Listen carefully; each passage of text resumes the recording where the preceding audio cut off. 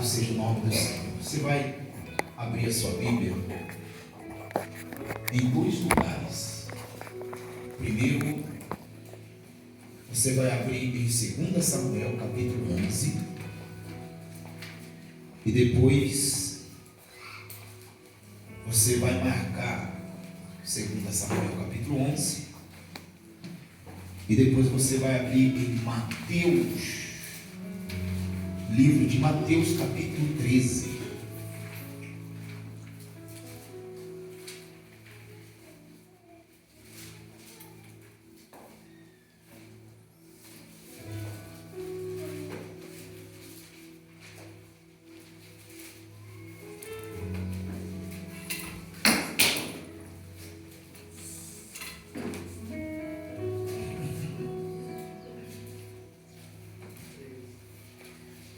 Depois Mateus 13.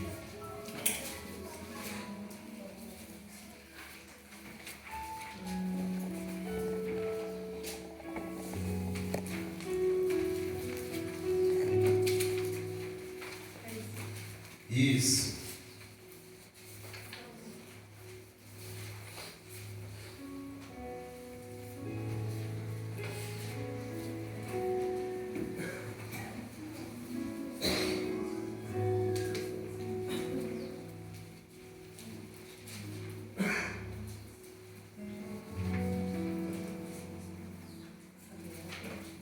Todos acharam? Amém. Ainda não? Glória a Deus. Todos estão bem ou não? Amém. Glória a Deus. Quem está bem, diga eu estou bem. Eu estou bem. Eu estou bem. Glória a Deus. Quem não está bem, diga eu vou ficar bem.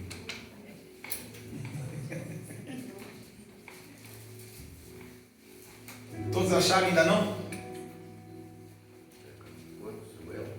2 Samuel capítulo 11. Achou? Achou Mateus 13 também ou não?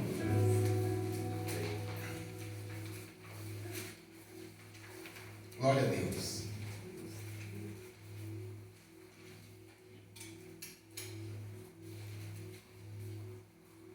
O que são distrações?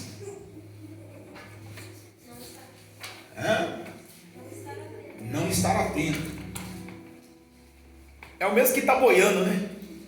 Engolindo o vento.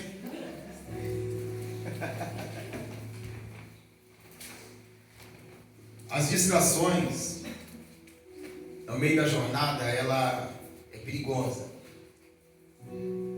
E se nós não ficarmos atentos, certamente qualquer vento vai nos levar.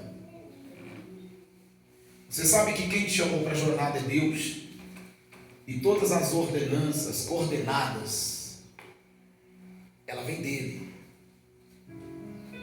Eu não posso querer inserir o meu pensamento. Não, você já tem uma palavra. Todas as vezes que nós colocamos os nossos pensamentos, nós interferimos na palavra que já está estabelecida. Então, a distração, ela coloca em risco a nossa vida. Sabia disso ou não? A distração ou as distrações, ela coloca em risco a nossa vida pessoal. Ela coloca em risco a nossa vida física. E ela coloca em risco a nossa vida espiritual. Enquanto eu não tratar como importante a minha vida espiritual, porque tudo começa no espiritual. Amém, pessoal? Amém. Se a minha vida espiritual ela está bem, eu estou cuidando bem dela, então fatalmente a minha vida pessoal também vai ficar boa. A minha vida física também vai estar bem cuidada, bem guardada. Todas as vezes que eu começo a me importar com coisas desnecessárias, coisas o quê? Desnecessárias. É assim que eu deixo de cuidar da minha vida espiritual, pessoal e física. Por quê? Porque eu começo a dar importância para aquilo que não tem o quê? Importância. Sabe aquelas coisas irrelevantes, né? Eu começo a me importar. Quando uma pessoa ela não está cuidando da sua vida espiritual, e isso se dá pelas distrações, ela não percebe, mas pensamentos vão entrando de forma sutil, e é aí que ela começa a perder a mão de todas as coisas. É aí que ela começa a se desprender das coisas importantes e se apegar às coisas que não têm importância nenhuma. É assim que a pessoa quer chamar a atenção. É assim que ela quer resgatar a atenção das pessoas, porém ela quer ser o centro da atenção. Como se as pessoas tivessem a obrigação de se submeter a isso. Então as distrações, ela vai causando coisas que vai prejudicando a nossa jornada. Ao ponto dela não querer mais o quê? Dar ouvido aos conselhos. É assim que muitos decaem da sua jornada, da sua caminhada. E se não houver obediência, não tem como andar com Deus. Porque se eu quero as bênçãos do Senhor, e eu sei que Ele pode me dar, e tem as bênçãos que eu preciso compreender também que eu tenho que exercer a obediência. Porque a Bíblia fala em Deuteronômio que as bênçãos, elas são decorrentes da obediência. Então você quer ser bem sucedido na sua jornada, sim ou não? Sim. Você quer alcançar o seu objetivo, o seu alvo, sim ou não? Sim. Então você precisa entender que a obediência é o princípio de muitas coisas. São coisas importantes. Então, sem eu perceber, uma vez que eu começo a me distrair, outras coisas começam a roubar a minha atenção, então eu começo a perder a direção da coisa.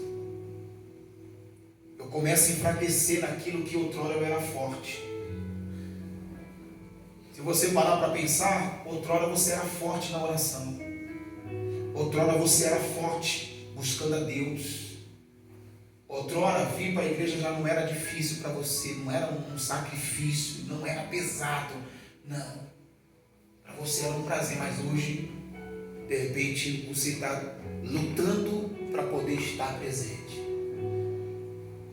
Então quer dizer, por quê? Porque outras coisas entraram no caminho. Pensamentos foi entrando sutilmente. E as palavras já não resultavam, não trazia mais resultados, não dava mais frutos. E às vezes nós só percebemos que precisamos de Deus quando nós não damos mais o fruto. É impressionante, não é? Porque enquanto está dando fruto, está tudo bacana, está legal. Mas a partir do momento que o fruto começa a ficar escasso, aí eu começo a perceber que eu estou me distanciando de Deus, ou que eu preciso voltar para Deus. Às vezes eu estou na igreja, mas eu não estou em Deus. Você consegue imaginar e entender isso ou não? Alguém que está na igreja, mas não está em Deus? É possível isso acontecer? É ou não é? Essa é uma das causas do esfriamento dos últimos tempos na vida de muitas pessoas, dos crentes, vamos dizer assim. Estão na igreja, mas estão longe de Deus. Louvam a Deus, adoram a Deus, buscam, mas o coração está longe. Não adianta, irmão. Ele chamou você para uma jornada, mas com qual objetivo? Você sabe que ele tem uma promessa, não sabe? Ele não está conduzindo você para uma jornada, num caminho, para que você não chegue a lugar algum. Nós que estávamos caminhando, iríamos chegar em lugar algum. Aí ele veio com a palavra dele e falou assim: eu tenho um lugar, uma terra para te dar. Eu tenho uma coisa boa preparada para você. Você quer? Nós não somos bobos. Não, eu quero sim. Então vem andar comigo. Anda na minha presença e seja perfeito. Mas para isso nós precisamos nos despojar de muitas coisas. Ninguém que Deus chamou para caminhar com Ele levou suas bagagens, não. Pode até ter começado a levar, mas no caminho foi preciso deixar.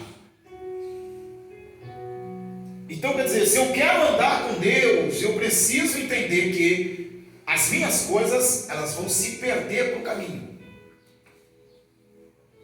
Mas não são coisas que vão fazer falta para você. Porque no caminho o Senhor vai colocar coisas que você vai necessitar para você continuar na jornada. Então o mais importante é aquilo que nós recebemos de Deus, porque o que nós recebemos de Deus faz a gente continuar.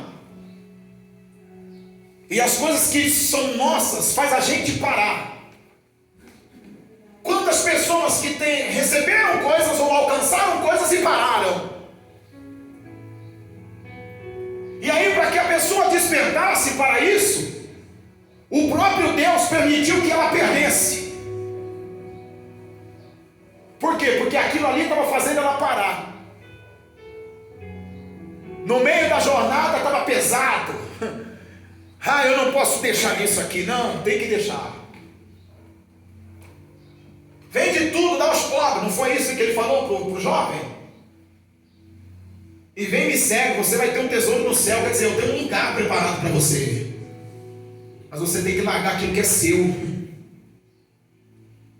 Abre mão daquilo que é seu, que eu vou colocar tudo que é meu em você.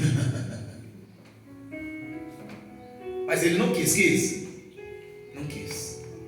Ainda há aqueles que rejeitam o que Deus fala. O que Deus coloca em você é para você continuar. Não é para você parar. Se alguma coisa que chegou até você fez você parar. Parar do quê, pastor? Parar de orar. Parar de buscar a Deus. Parar de se importar com a sua vida espiritual. Então, o que chegou até você não veio de Deus. Está entendendo isso? Sim. Pastor, mas eu recebi por meio de uma palavra. Tudo bem. Mas por causa das distrações, o maligno veio e roubou essa palavra. E se ele roubou a palavra, por meio de qual palavra está sendo conduzido? Existe uma voz que fala dentro de você. Qual é essa voz? Existe uma voz que você obedece. Qual é essa voz? Aí que entra o discernimento. Qual que é a palavra? Discernimento. Então toda a palavra de Deus é uma semente que é lançada dentro de nós.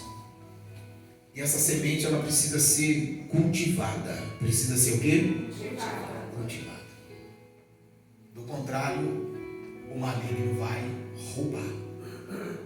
Quem está entendendo isso? Capítulo 13 de Mateus diz assim, Naquele mesmo dia, saindo Jesus de casa, assentou-se à beira-mar, e grandes multidões se reuniram perto dele, de modo que entrou num barco e se assentou, e toda a multidão estava em pé na praia, e de muitas coisas lhes falou, por parábolas, e dizia: Eis que o semeador saiu ao quê? A semear.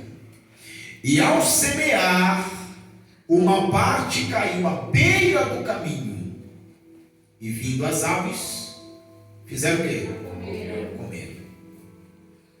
Outra parte caiu em solo rochoso, onde a terra era o quê? Pouca. E logo nasceu, visto não ser profunda o quê? A terra. Então você vê que Jesus ele está falando aqui, já são dois solos, né? Ele já está falando de uma terra onde se lançou a semente, E o solo aqui rochoso, ele fala que é aquela que não tinha muita profundidade, mas logo deu o seu fruto, logo deu o seu resultado.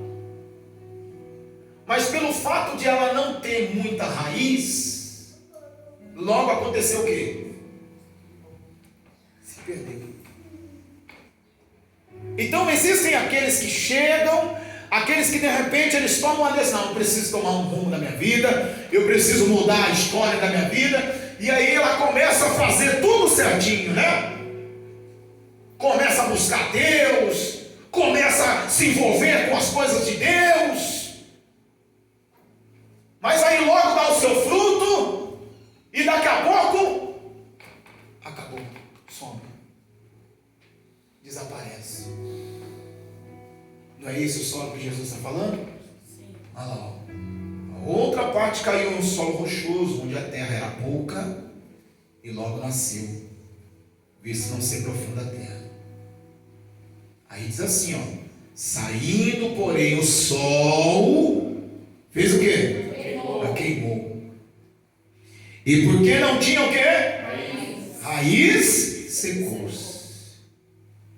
Então veja bem, vamos entender isso aqui.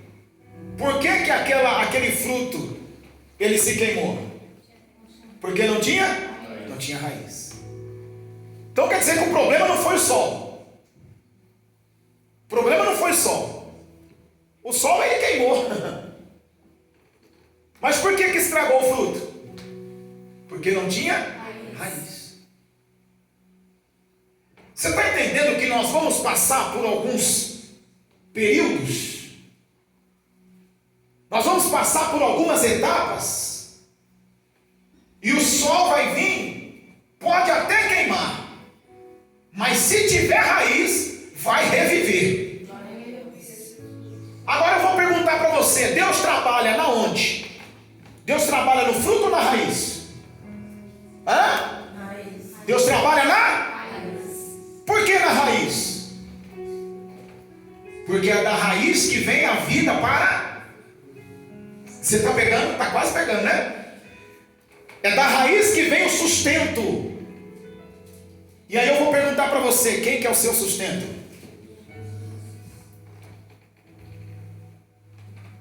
Se Jesus é o seu sustento, pode vir o sol. Se Jesus é o seu sustento, pode vir o vento. Se Jesus é o seu sustento, pode vir a chuva.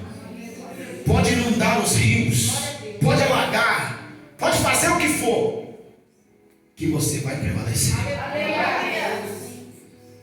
Ainda que se queime, não tem problema. Daqui a pouco você vai florescer de novo. Ainda que te derrubem, que você caia, mas daqui a pouco ele levanta você novamente. Você está entendendo ou não? Agora veja bem. Olha que coisa interessante, ó. Versículo 7, ó. Outra caiu entre os espinhos, e os espinhos cresceram e fizeram o quê? Por que você acha que o espinho ele cresceu aqui?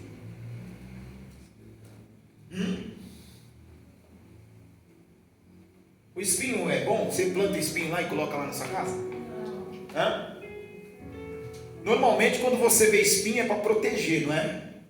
É ou não é? O porco espinho mesmo. É? Quando você mexe com ele, o que ele faz? Já arma tudo de espinho. É uma defesa, é uma proteção. Aí a Bíblia está dizendo aqui, ó, Jesus está dizendo o seguinte, ó: outra caiu entre os espinhos, e os espinhos cresceram e a sufocaram. Quer dizer, ainda que esteja entre os espinhos, se eu não estiver cuidando, fatalmente o espinho vai crescer. E se o espinho cresceu, é porque não havia o quê? Cuidado. Você está entendendo?